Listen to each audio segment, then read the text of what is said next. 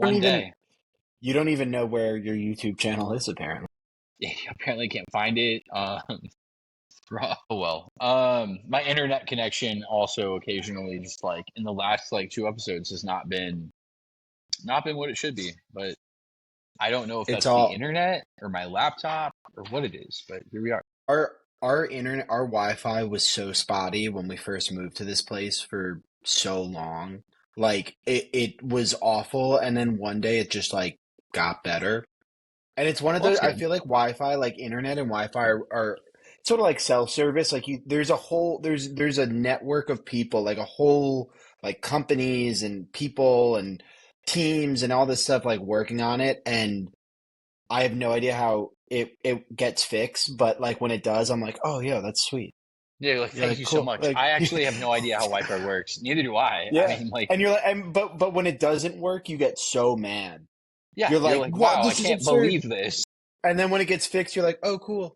And you You like know just what's move funny on about with your that? life. Like What's you know, funny is that like we assume that it's gonna be fine all the time when really it's like that's like magic to me or you. Like hmm you don't know how it works, you assume it's going to be there, but like you don't actually know what it is, how it works, or how to recreate it. Yeah, that's fascinating. Anyways, we're live on LinkedIn. Welcome back to the Behind the Food podcast, everyone.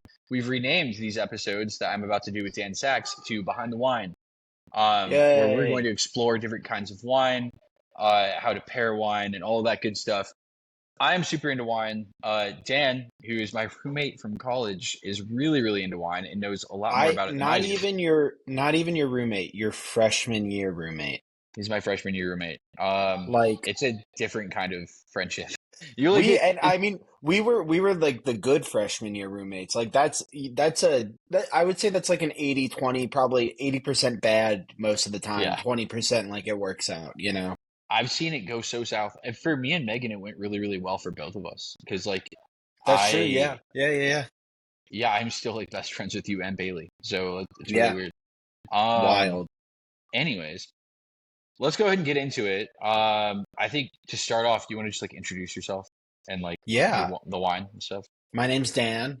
Um, well, we were talking about doing this yesterday, and like I think we've got a bunch of stuff to talk about.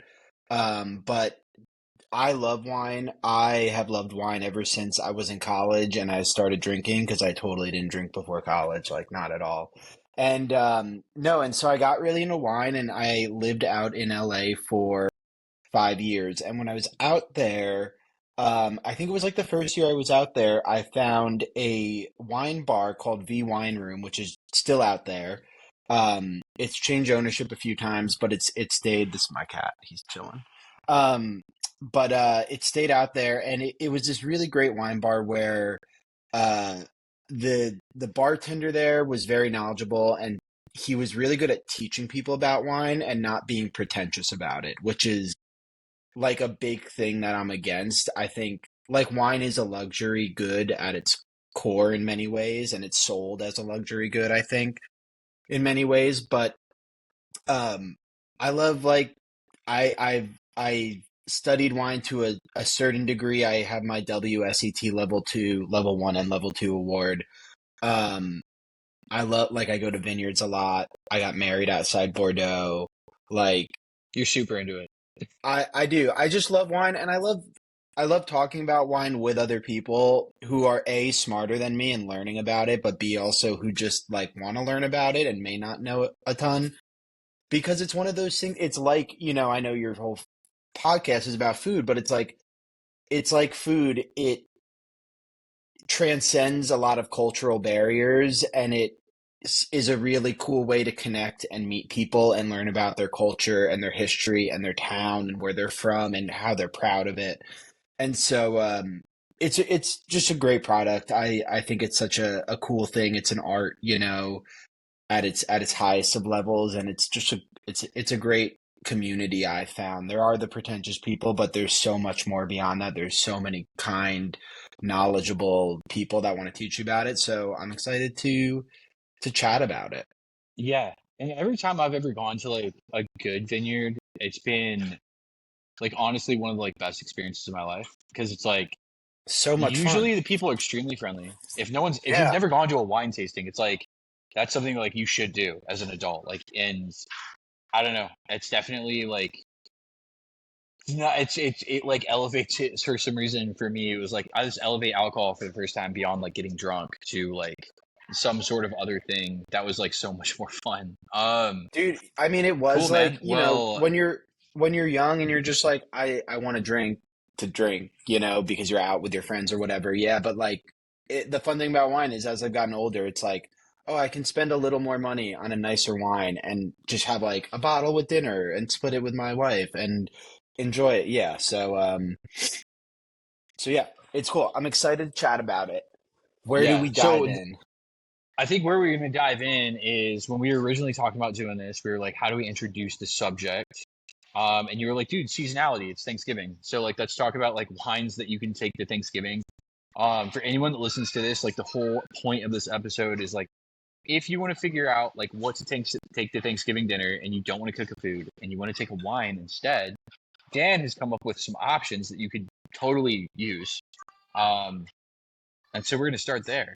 And then hopefully Yeah. on other episodes, like interview some people, like some vineyard Yeah. owners and whatnot. I think as I've said to you, I'm a super big, like, I consider myself a seasonal drinker. Yeah. I pick my wines based on like, is it fall? Is it summer? Is it hot, cold? But like that, I definitely get into ebbs and flows of that. And so yeah, we were chatting and like I love getting to bring wine to Thanksgiving dinner, and that's my like sole purpose at this point. We're having Thanksgiving with my parents, and last week my mom was like, just go get the wine, like everything else will be handled, just get the wine. So like I enjoy that. I also get, though, for a lot of people it's probably not a fun thing to have to do that because you may not know a ton, you may go into the store and not know what to buy, you may want to impress somebody, like you might be with relatives or in-laws or meeting your significant other's parents for the first time, want to impress them. There's a lot of pressure on that. And so I always like to kind of approach it by essentially like I look at my three big obstacles, and those are going to be your food pairings, your preferences, and your price. And so the three P's: pairing, preferences, and price, I guess. Yeah. And I made that up. And so yeah, and it's Thanksgiving. The food to me is such a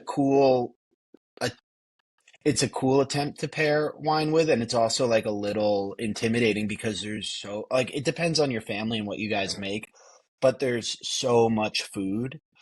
Um, and so it's like what like, oh, we're gonna have cranberry sauce with turkey, with stuffing, with mashed potato. Like you could pair a different wine with each of those things individually and get completely different results.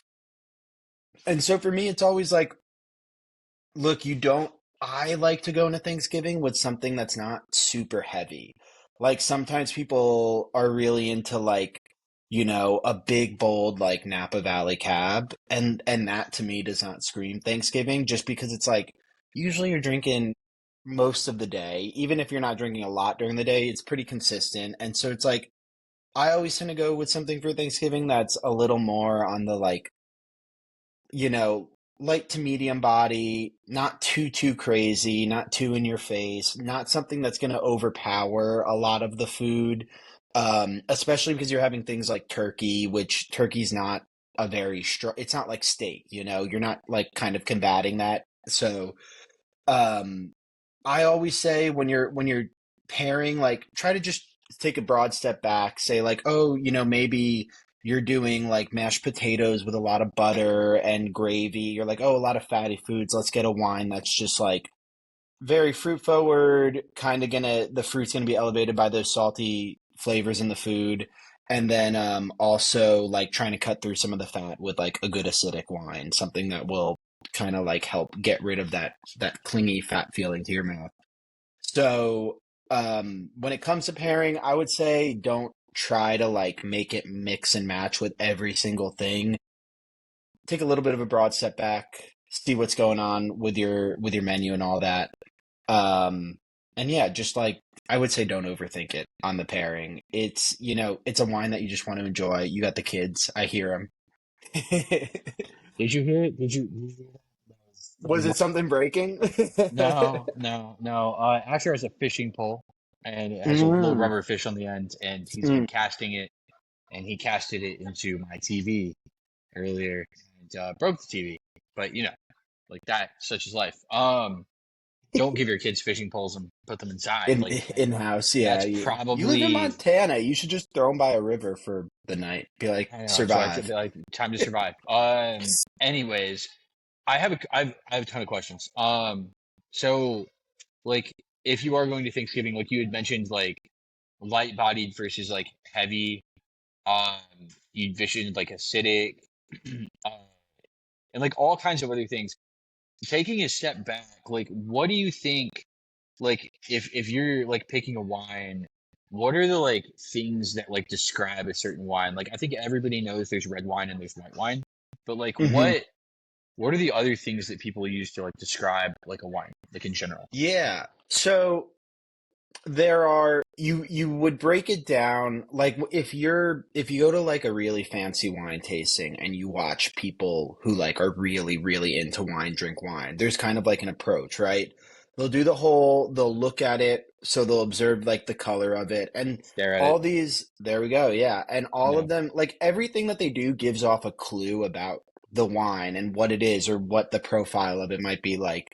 In regard to what you're asking specifically, I think the big things to note are really more like in the palate, because like when you're, meaning in the mouth, when you're like pairing food and wine together.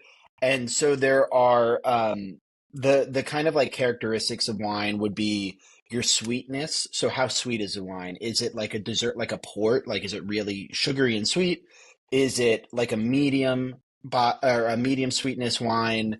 A which would probably be like a white Zinfandels are like usually like medium sweetness, off dry, meaning there's like a little bit of a sweet tinge, but it's not really very, very sweet. And then pure dry, which a lot of wines that people drink are just dry wine. There's not really like you don't have to overcomplicate that. Most of the wine you'll drink in your life is probably going to be dry, unless you like really sweet wines or like dessert wines. So you got sweetness, acidity, um, tannins, alcohol, the body, the flavor intensity, and the finish are kind of like all the components.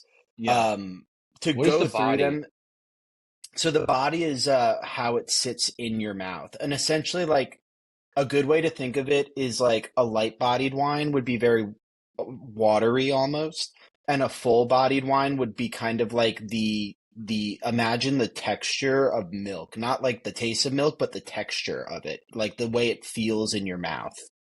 Texture might not even be. Texture is probably a good one. That actually makes a lot of sense. And I've never heard someone tell me. The reason I ask is I hear people say it, I pretend like I know what they're talking about, and I have no idea. So, Yeah. like, I think a lot of other people are in my boat where it's like, yeah, they assume like dry versus sweet. I always understood because it's kind of like bitter versus like sweet. But with like body, that makes a lot of sense. It's kind of like the texture of the wine itself. Like, is it Yeah, like it's a way heavy it yeah, or is it it's a like way light? it fills your mouth sort of is like is it like that kind of like more dense milky kind of consistency, or is it watery and very thin? Um Yeah. it's a And so good if you one and go like from like if you go from acidity, or I mean mhm. sweetness rather, like sweetness and dryness, and then the next one was acidity, how like what does acidity mean? Is it mostly like is it sour versus is it like not sour? No, and see that's where I think a lot of people confuse acidity with the alcohol level. So like because I think we think of acid as like burning, right? Like you think of like battery acid or something. And acidity in wine is actually like it's really how much your mouth salivates from the wine. So a good way to learn acidity, and you have the Saint Emilion, the Grand Cru, right? That I you're do, drinking. yeah. So This like this gang recommended. tends to be like a like medium to like high acidity kind of level. So what you do, take a little sip, swish it around your mouth, swallow, and after 3 seconds or so, put your chin to your chest and you'll feel your mouth start to salivate. Mm, And yeah. the more that it salivates, that's the acidity. So the more acidic it is, the more your mouth will salivate. The less acidic, the less. And so like when you drink a say you like just to boil it down, it's like say you drink a Sauv Blanc, right? Like say you're really into Sauvignon Blanc, white wine tends to be pretty acidic. Like in the summer, people like that because it's really like it has that juicy sort of like mouth, Uh, like that sensation of making you salivate, and you're like it's not a dry like red wines tend to be very tannic, right? Because when you make red wine, you ferment it with the grape skin, which has tannins in it, and it kind of leaves this rough sandpaper feeling on your tongue or the roof of your mouth. White wines Interesting. don't have that, so the acid in them tends to be a little bit more like pronounced and noticeable to a lot of people. And yeah, acid is just that kind of juicy, like salivating feeling you get in your mouth, Okay. which And then the I like. tannins you just kind of like mentioned, that Yes, is primarily found in red wine. yeah, it's pretty much gonna only be found in red wines, or you might notice some tannins in like orange wines. The reason being, again, is that they come from the grape skins themselves. So, like when you make a white wine, you essentially will like press the grapes, you'll get all the juice out of the grapes, and then you take that juice and you go make the wine to make it really simplified. When you make red wine, you get the juice, and the juice actually isn't red on its own. The juice is clear. Like all wine is theoretically like white wine.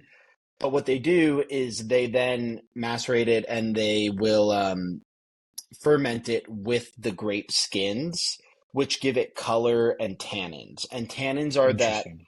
like your wine is probably pretty tannic, so when you drink it and you take a sip, you can feel it probably somewhere in the middle to the back of your tongue and by the roof of your mouth. It's that like sandpaper type feeling. Yeah. Yeah. I feel that. It's interesting when you have someone like guide you through it and you're like, oh, okay, like if you were to start with this wine specifically, it's like I know that this is dry. Hmm. That's pretty obvious. Yeah. And the acid thing that you just told me is like very interesting. I don't think I would like know the level unless I like had like multiple wines like lined up. Yeah. Yeah, But then once like the you tannin thing if you makes a do a lot of sense as tasting, well. yeah, if you do a tasting like that and you do kind of like you do wines with different acidity, you can see it. And the tannin thing too, it's just like it's all comparison, it's all personal preference. And it all impacts the way that food impacts the wine. So like wines that are really tannic, which can be like the really full-bodied Bordeaux wines, or like Chateau Neuf de Pape can be very tannic. Um, Cab Sauvignon in the States, a lot of people drink it like straight. That can be very tannic. So like that's why those tend to pair well with say like a steak dinner, because steak is a very rough, tough meat. So the texture of that meat actually makes the tannins in your mouth feel less prevalent. And so Interesting. when you're pairing food and wine, that's kind of what you're looking to do, right? Like salty flavors, like we were talking, like I said, like let's say you have your mom makes a stuffing that's like really salty. If you drink a wine, maybe one that's not like super fruit forward, like like those like you get those flavorful like ripe fruits. If you drink that with a salty product that you're eating, the fruit will seem more pronounced because the saltiness is making in your mouth, it makes it seem like, oh, the fruit's more prevalent because the salt kind of like contrasts against it. Yeah, So, that makes so much sense because it's a lot like cooking, or at least to hmm. me. So like when I think about it, or I know, and like a lot of my friends would think about it, it'd be like, okay, so like in when you're making like a dish, you always have kind of like a central component, like this is salty or like this is spicy, which Hmm. is typically acid, or like this is like fat forward, which is like flavor. Like people don't really realize like most of the flavor in your life comes from like fat, salt, or like acid. Um, there's one other one or like sugar. Salt, Uh, fat, acid, heat. oh yeah, that yeah heat. Yeah, I mean like that's like where like things are coming from. And it's like when you think about like cooking a dish, it's always like, how am I gonna like pair this flavor with this other one in order to create something that's like uniquely awesome? Um, Mm-hmm. a lot of people like to point to the Oreo as like the ultimate like manufactured food because it Mm-hmm. has crunch and sweetness and fat that you can't possibly find in nature. I Oh, okay. like Yeah, I what hadn't heard that, but that makes done sense. what they've done with like designer snack foods is, and it's funny to call them designer because they're like cheap, shitty, like they'll kill you food. But like Mm-hmm. what they've done with these foods is they've created textures and flavors that together simply cannot be found in the real world. They Mm-hmm. can only be found on the snack food aisle of your Mm-hmm. local 7-Eleven. Um, Yep, but like dude. that is like exactly I think the way that you should think about like pairing wine and food and like really making a dish in general is like how am I gonna like take these different flavors that we have and like elevate them? And it's interesting to hear you talk about like all of the different components of like what make a wine because I think once you Mm-hmm. understand that, then you can go into like a liquor store or a wine store and be like, hey, like I know that we're cooking this. Can you tell me wines that are like full bodied, a little bit dry, and then like you start to like go through the list and you're like, oh, the person behind the counter will actually know how to help you. You won't have to Yeah. be like a sommelier to like Yeah. I make mean, a good pairing. the good way to look at it is like it's not necessarily that you don't want a wine that's going to go with the food. You want a wine that's going to be enhanced by the food.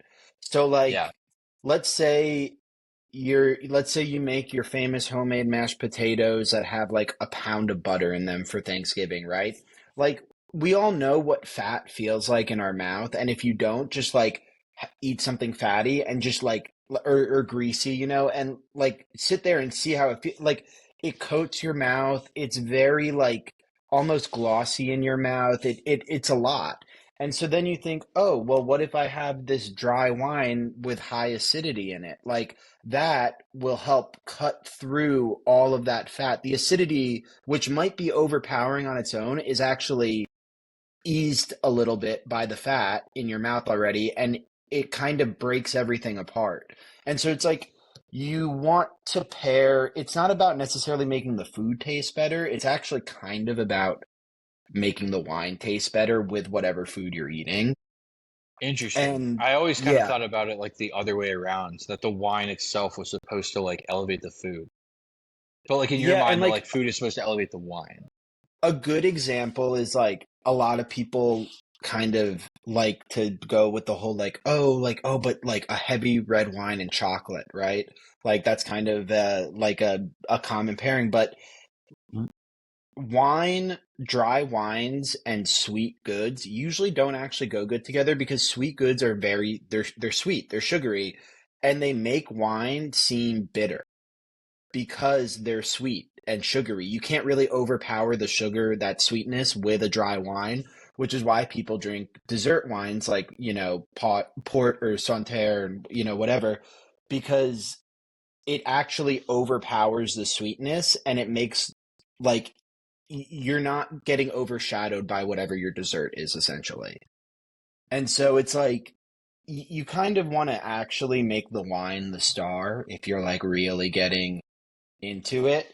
But that said, you also like it's supposed to work in harmony with each other. Everything you kind of want it to be seamless, and it's sort of like you're saying, you're like, oh, I never think about that. You sort of don't want people to think about it. You know, Interesting. Yeah, that you makes want people to sense. just drink your wine and eat your meal and be like, this is perfect, and you're like, great. Yeah. If you don't think about it, then like, great. If someone drinks your wine and they're just like, oh, this tastes kind of bitter compared to this meal that has like a lot of sugar in it, you're like, oh man, that's not good. Yeah. So All right. Well, you want to run us through the wines that you selected for Thanksgiving, I can. Um, starting with this one because I'm already drinking it. yes, so that's the Saint Emilion. So a lot of Why? these wines I'll also preference with this, like going into this, I didn't want to like I'm not looking to pick like obscure producers and like I just wanted to pick really good wines that I really like and that I think would be really great to bring to a Thanksgiving. So if you're in a wine and you're watching this, you're probably gonna be like, these aren't like crazy choices. They're not really supposed to be. And we start off with Saint Emilion, which like if you're in a wine, Saint Emilion is like one of the best styles of wine, or one of the most popular styles of wine. I guess whether you like it or not is, up to you. But essentially, so it's located. Saint Emilion is a small appellation of Bordeaux. So there's a bigger Bordeaux region, and then there are these small little parts of Bordeaux called appellations. And Saint Emilion is on what they call the right bank of the Bordeaux region, which there's a river that cuts through it. So you have the right bank and the left bank uh, areas. And Saint Emilion is a small town. It's an old Roman town that has since, become part of France, and then this incredible winemaking region. They've been making wine there forever, and some of the best like wines in the world come from Saint Emilion.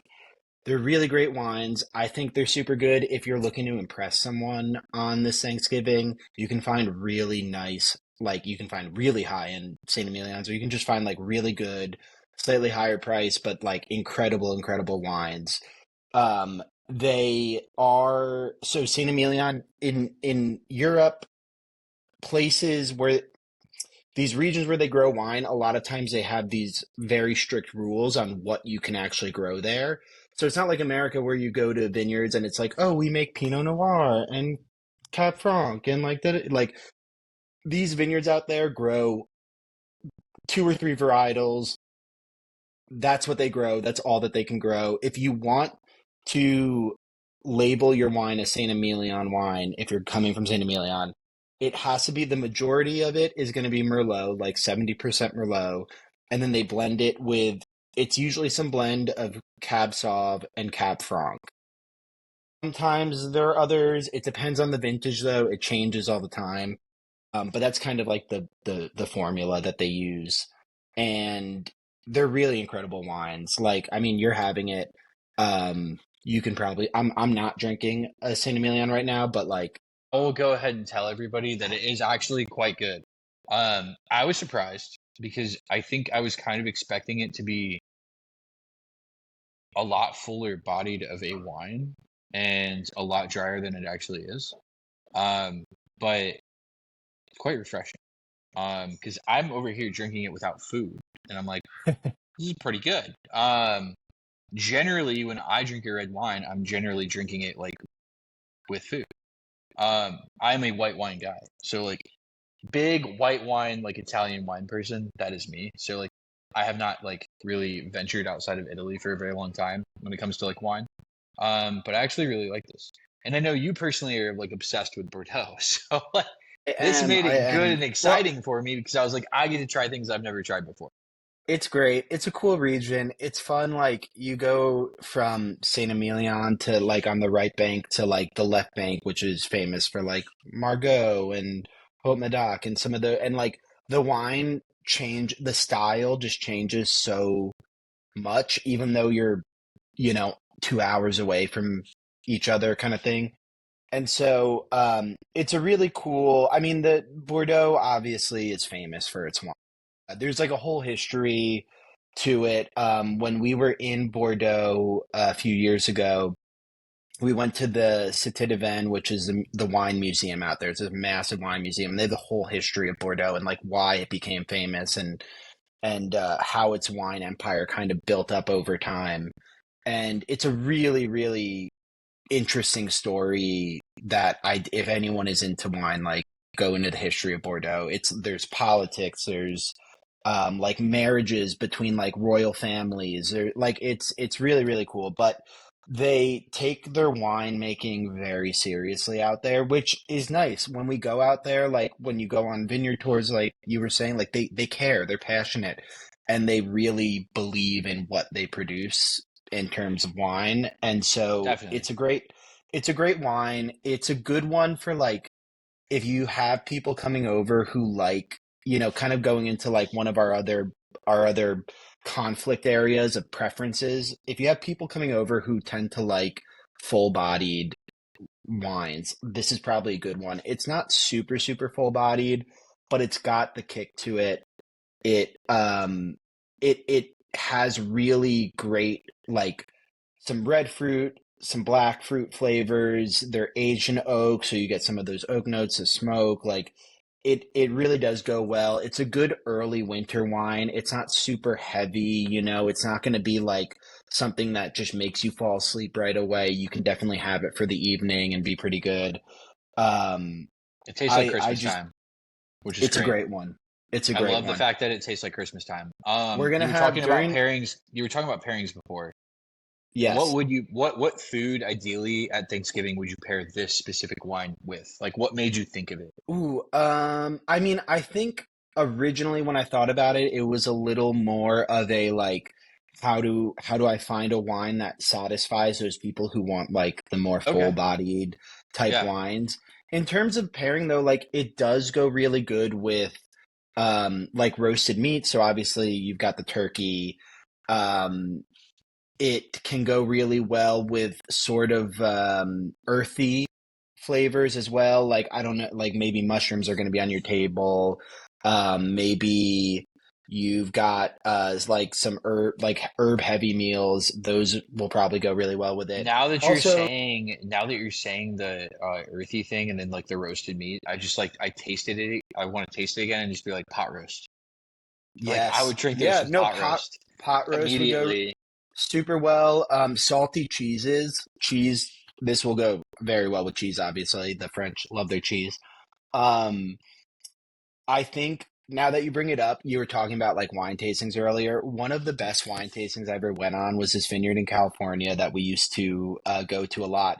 And there was this woman there that would take you through a tasting and she would describe meals to you and then have you Oh, taste the wine.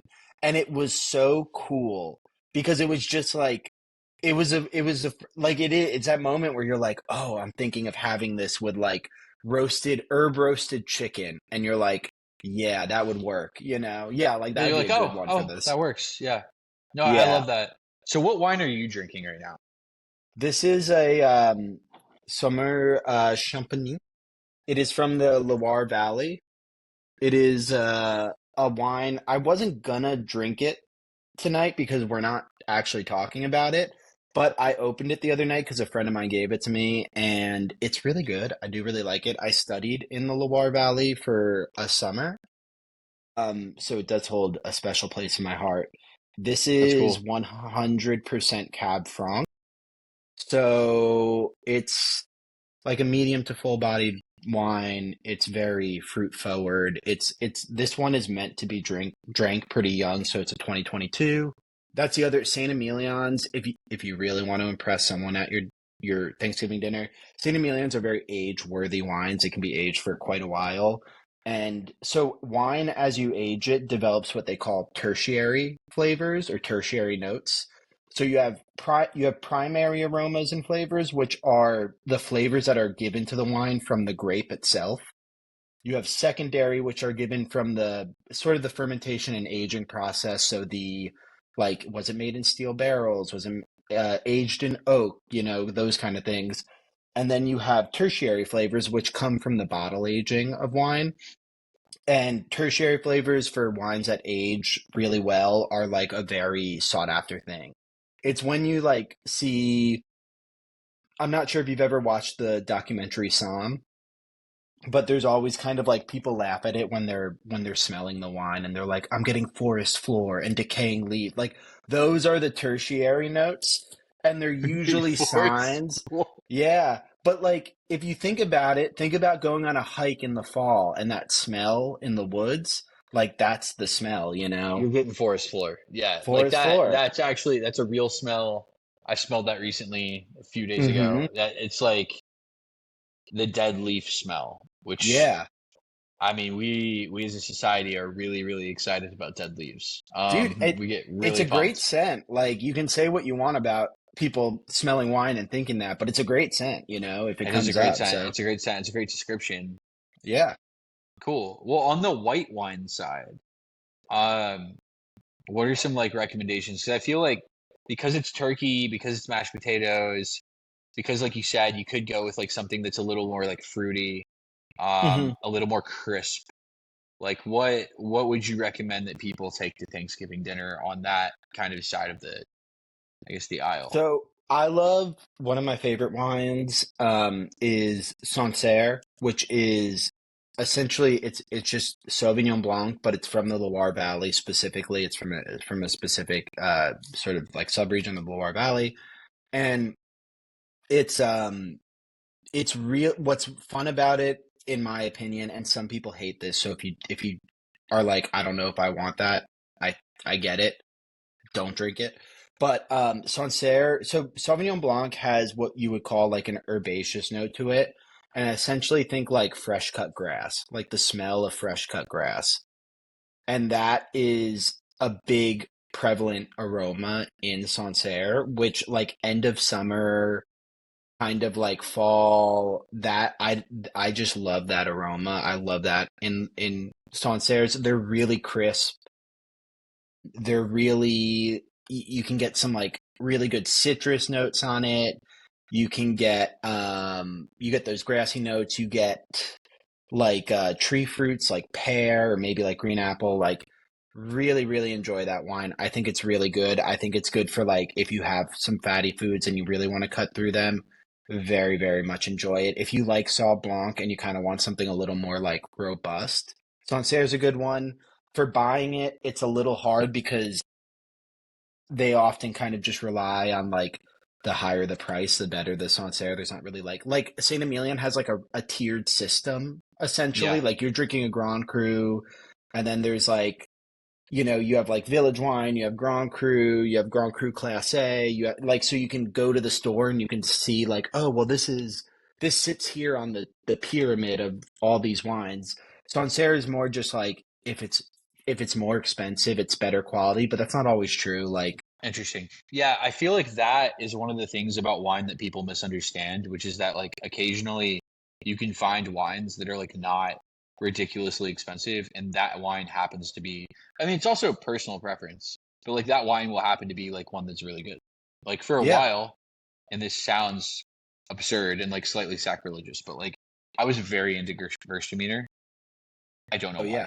I had like it was like Gewürztraminer probably is great if it's done well. probably like It's a four. great It was wine. probably like 4 or 5 years ago when I was just Hmm. like, I don't know what that is. I'm gonna order it. Hmm. And then I was like, what is this? And I went down this rabbit hole of like, oh, there's Austrian wine, which I didn't know was a thing. Hmm. And a lot of people don't like it at all. But I got like super into it, and then I realized slowly that like some of the best wines that are Gewürztraminer are just not that expensive.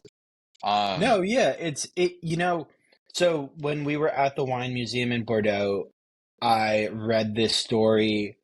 I will give it the grain of salt of like this to me sounds like one of those kind of like passed down through time stories. So I think there's a tinge of truth to it. I don't know if it's fully true, but I read about this guy who lived in Bordeaux, had essentially there was a big trade passage open between Bordeaux and London.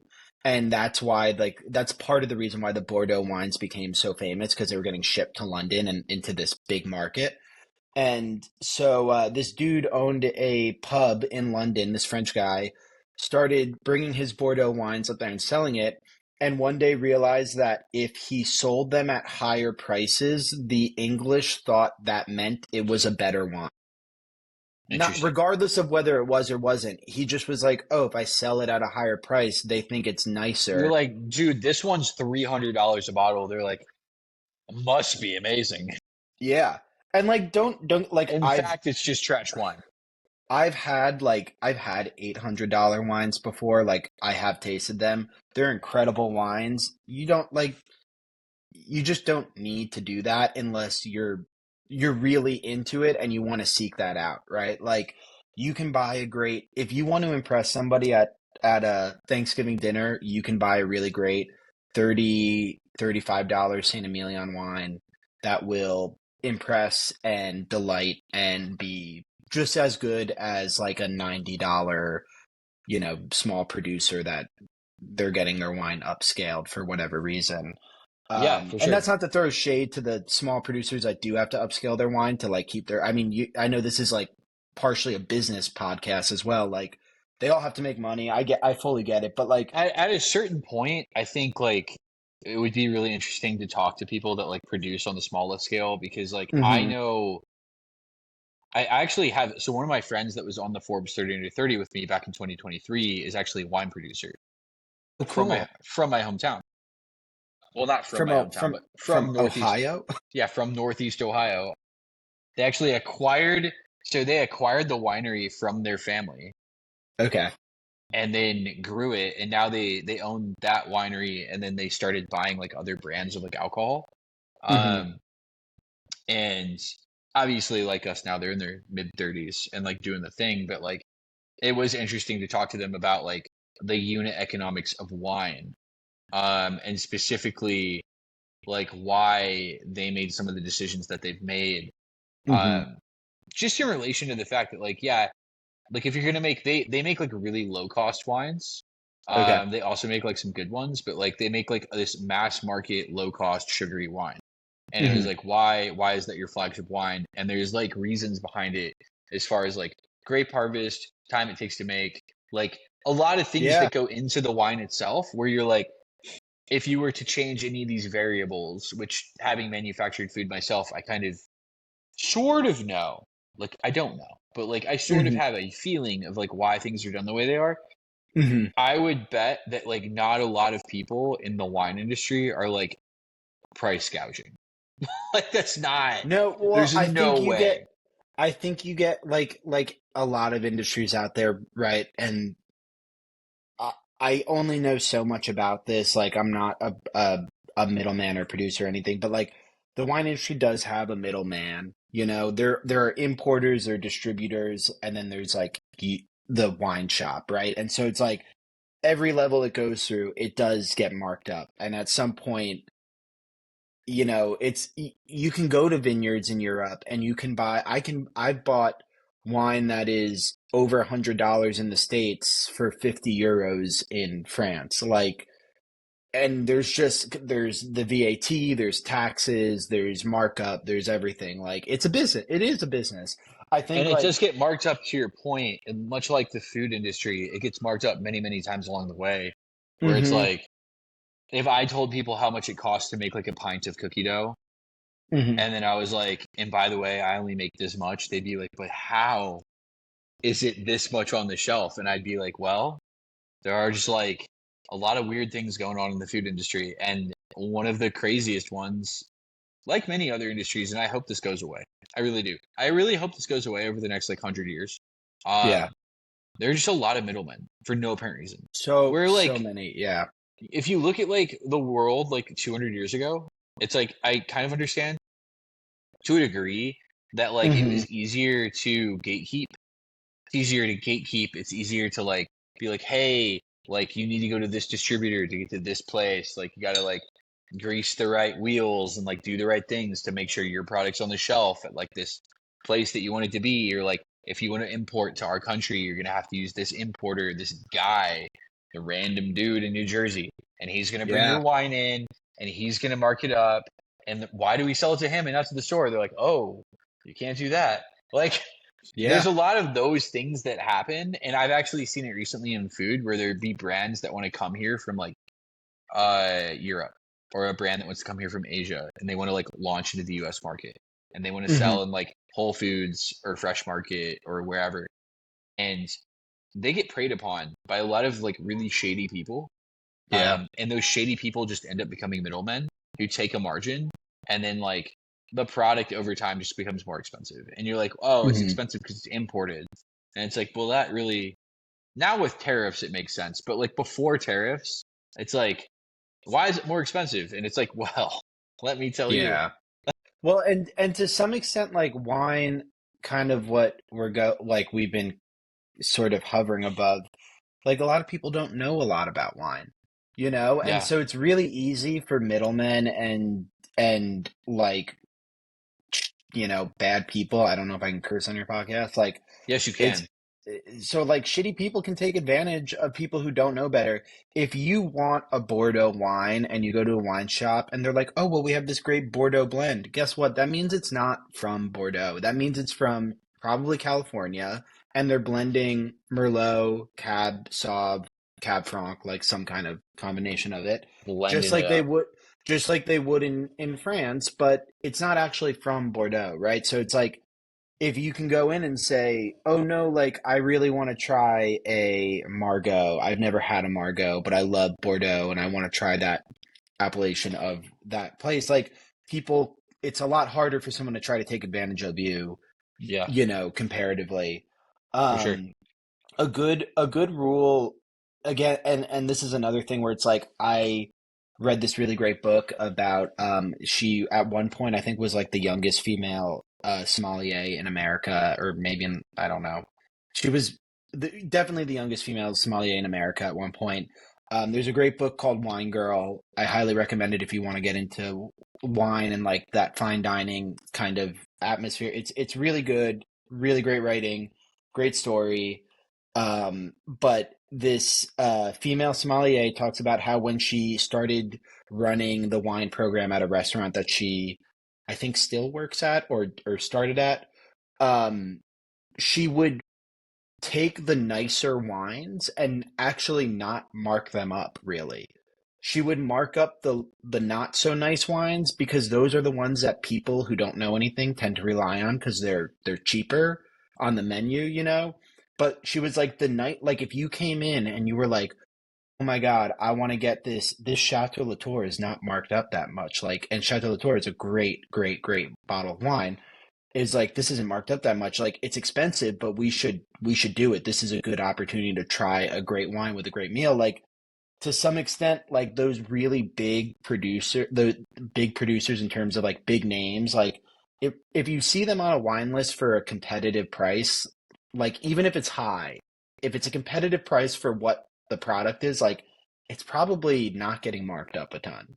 And often if you have good sommeliers or directors of these wine programs that really want you to try those wines and really want people who come in and know wine to see it and be like, oh, that's a like they care about the wine and they want people to buy those when they see those like pretty good deals. So like, don't just go for the cheapest wine because you don't want to pay a lot. Like if you're going to get a wine, get a good wine. Like you wouldn't you wouldn't want to go to you wouldn't want to pay $50 to go to an art museum and you walk in and it's all like 2-year old finger paints when you could Yes. pay $100 and go see like Picasso, right? Like it's like, oh well, we should just pay the extra $50 because like it is like that's what you're getting out of it. There is like a value conversation there that I think is like so hard for people to like kind of grasp because wine is so opaque and it's so Mm-hmm. confusing. And I think that just like goes to show like again, I think the best thing someone can do is Mm-hmm. like go to a wine bar, um, or a vineyard if there's one near you, and like do a wine tasting and just like try to learn. Because again, like Yeah. if you go out to a restaurant, you are going to be like pushed you're going to want to pick the cheapest one, and the reason you're going to is because like you don't see the value, and you can't possibly see the value if you don't know what you're looking at. Uh, Well, it's all and right, it's kind of like real, but like just to end it, it's like it's again like we were talking about it earlier. When you're young, you look at wine as something to drink and get drunk. Like, dude, we're like in our early 30s. Like, I look at wine as something that I want to bring value to my life. Like, I want to enjoy yes, it. I want value behind it, and it's like I don't want a cheap wine. Like obviously you have yeah, to and be I able think to like afford what you drink, to but like, sorry, I didn't mean to cut you off. well to your point though, Dan, like one of the best things is that like when I was when I was like in college, we were like chugging Carlo Rossi, like sangria, Hmm. and like nasty box wine because it was funny. Jimmy, And we were now we were studying. Okay, we were studying in we the were studying. library. Actually, when I went and studied abroad in Hawaii, and Oh, I we didn't, were I like, didn't, I didn't get on that trip because you didn't get on that trip. I got wrote up for your shot glasses in Yeah, but our dorm room. I know, but I still.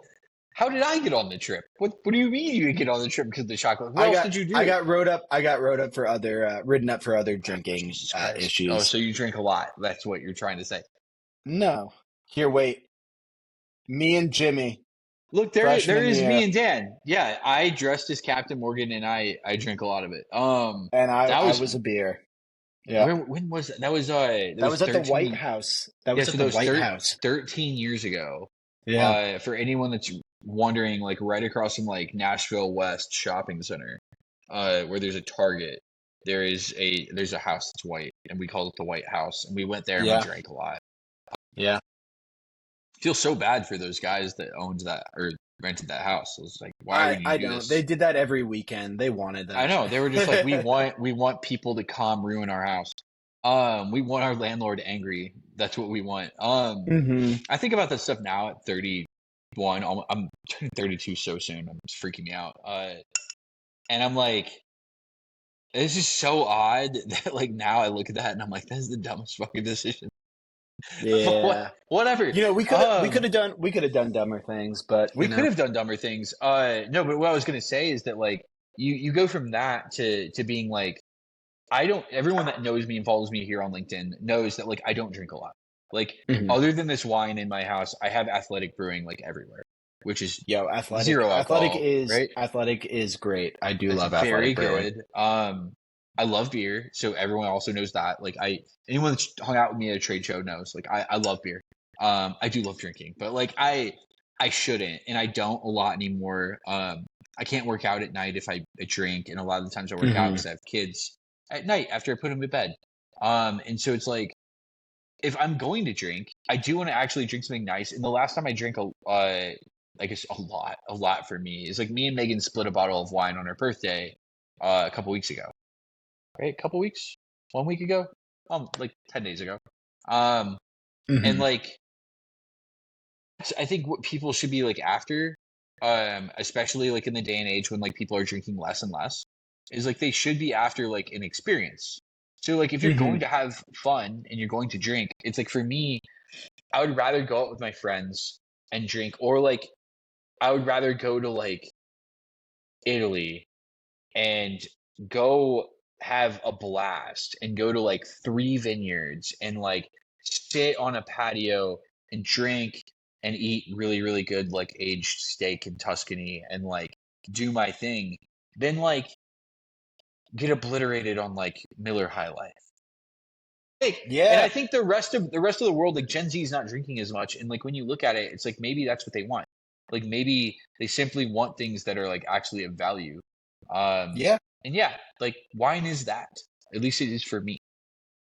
Yeah. No, I agree with you 100%. Like I there's definitely a lot of conversations right now amongst like bars and wine shops and whatnot of like oh, we have a generation that doesn't want to drink, and it's like I don't know if it's that they don't want to drink. I think it's just that they don't want drinking to like necessarily define them as it has previous generations, and like but that doesn't mean that they don't want something good, you know? Like if I recommend to anyone who like do your research, find a wine that you like find a style of wine that you like. Let's say you like my favorite wine is Brunello. It's a red wine from Italy, from Tuscany. It's a small part of Tuscany.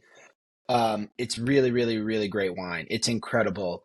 It's expensive, but like if you want to try Brunello, do a little research, see what's rated really well. I do really like I understand that there are people who only go by ratings, and I don't recommend that. However, I do find ratings to be a helpful kind of like guidance to find a good wine, and you kind of get to read reviews and see like, oh, I never thought of a wine being crunchy. Like, let me figure out what that is. But like, let's say you want to go find a good Brunello. Do your research, find a good Brunello. Let's say it's $75, $80. That's a lot of money for most people to spend on wine. Just try it one time, and I can almost guarantee you that you'll drink it and you'll be like, holy shit, this is good, you know? And like, that's the moment where you're like, well, I can't drink two buck chuck anymore. Like, I need to Yes. find good wine for a good cost. And like that's like kind of the joke, right? Like everyone's like, what's the best bang for your buck? Like if you're gonna go to a nice dinner and you're gonna get a bottle of wine, get the nice bottle of wine. You Yeah, it's like deserved kind of it, like you know? Like screw bang for your buck when it's like, hey man, like this is one of those things that I define actually wine specifically as an affordable luxury. Hmm. especially in a world where like homes and like other things are very, very expensive. Hmm. Spending $80 on wine sounds great. Like $80 doesn't sound like, oh no, like I'm screwed. $80 sounds like awesome. Versus like, yeah, man, like the down payment on this house is going to be $300,000, and this house is 1,500 square feet. Good luck.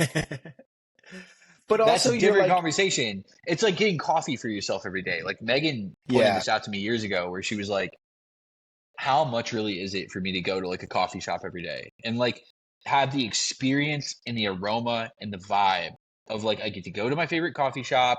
It's a local place. I order it. Sure, my drink is like $6. Hmm. And then it's like, but how much is it really? And I was like, yeah, I do the math, like 6 times 30. It's not really not that much money. Like in the grand scheme of things, man, like that's the cheapest bill I have. And Yeah. I think that people look at that as like a luxury, and it's like that could be that for you too. It's like I buy a bottle of wine a week. Like, oh, that's not that much money. Like No. that's something that you can like enjoy and like love. All right. To wrap up this podcast, I have one last question for you, Dan. Um, Yes. if you had to pair a wine with a turkey, what wine would you pair with a turkey? Like Mm. what specific wine would Dan Sachs drink with a turkey? What are you going to drink with a turkey? Because you're going to drink something on Thanksgiving. I am bringing some red Burgundy wines, I think, are what I'm going to be bringing. Well, I'm in charge of of wine, so I got to bring red and You're the white. wine guy. Yeah. Yeah, I'm going to probably be bringing one of the other whites that I had to talk about was Chablis. Chablis is from Burgundy. It's a small part of Burgundy, but it's kind of like a little off there. I really enjoy Chablis. I think they're a really great wine. They're Chardonnay, but they can be oaked, but a lot of times they're unoaked too. I like the unoaked Chardonnays. They're like really crisp and clean and a lot of fruit and not so much about that oaky flavor. So that'll be one that I'm bringing. I'm also gonna bring some red Burgundy wines. Burgundy is a cool region. There's a lot to it. There's a lot of famous wine that comes out of there. So it's really like if you were to delve into it, it's there's a lot going on there. But there are some really cool producers out of there that aren't too expensive and fun to try and drink. Like you can go get wines from the Côte de Beaune, which is the top of Burgundy, and it's a great region. It's a great part of the region to drink wine from. It's I when I think of fall, I usually think of those kind of wines. They remind me of like very harvest wines. I like that. Those are the two that I'm bringing. Right before Thanksgiving, we're gonna get the Beaujolais release, which a lot of people like Beaujolais because they're not sweet, but they're fruity wines. The Beaujolais Nouveau wines are really fruity. They're meant to be drank young. They're usually not super expensive because of that. I mean, they can be, but like you can find pretty good Beaujolais wines for not super expensive. So that's always a fun one too. If you have people who aren't really into like complex wines, they want something that's a little more fruit forward, and not that they can't be complex, but they're young wines. They're meant to be drank young. They're the first of the vintage release, so you can buy 2025 Beaujolais. Um, and yeah, that's kind of my area that I've been exploring a lot recently. Cool. Saint Emilion's always a good one. I did Chateau Neuf de Pop last year, which is a really fun wine that we'll go into if we do this again. Like it's a crazy wine. It's really great. But again, like personal preference is something to note. Like go with whatever makes you happy. Like I like try to that. pair as best as you can.